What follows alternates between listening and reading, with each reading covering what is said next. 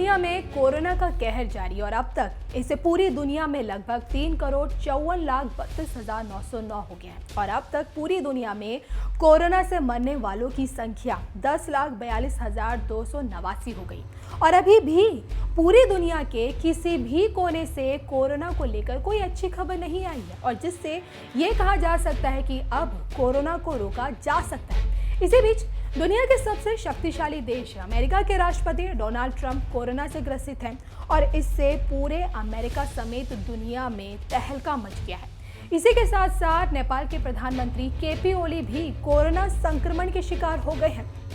जिस कोरोना की आड़ में केपी ओली भारत से सदियों पुराने रिश्ते को तार-तार कर रहे थे, उसी कोरोना ने आज नेपाली पीएम केपी ओली के मंसूबों पर पानी फेर दिया है। नेपाली मीडिया की माने तो केपी ओली के साथ ही साथ उनके निजी सलाहकार और डॉक्टर भी कोरोना संक्रमण का शिकार हुए हैं और इतना ही नहीं, नेपाली प्रधानमंत्री की सुरक्षा में तैनात 76 जवान भी कोरोना संक्रमण की चपेट में आ गए हैं। नेपाल सरकार की समाचार एजेंसी ने यह जानकारी दी है कि देश का प्रधानमंत्री आवास बुरी तरह से कोरोना संक्रमण की चपेट में है और इसके साथ ही साथ पीएम आवास को पूरी तरह से खाली करने के बाद सैनिटाइज किया जा रहा है। तो समाचार एजेंसी की माने तो पीएम मोदी के निजी चिकित्सक डॉक्टर दिव्या शाह को कोरोना से संक्रमित पाया गया है और इसके बाद कॉन्टैक्ट ट्रेसिंग का पता लगाने पर उनके संपर्क में आए सभी लोगों का कोरोना टेस्ट किया गया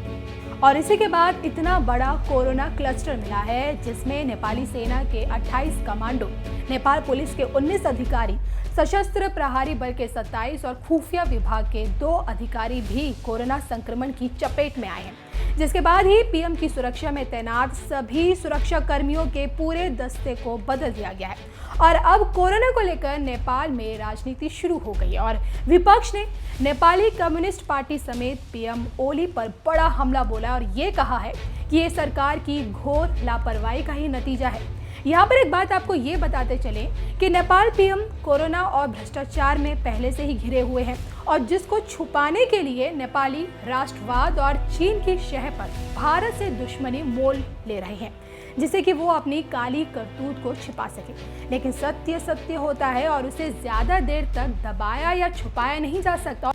और उसी का नतीजा है कि आज केपी ओली खुद ही बेपर्दा हो गए हैं और कोरोना ने उनको जकड़ लिया है। अब देखना ये होगा कि आगे क्या होता है, लेकिन फिलहाल तो नेपाल के पीएम यानी कि केपी ओली कोरोना से ग्रसित हैं।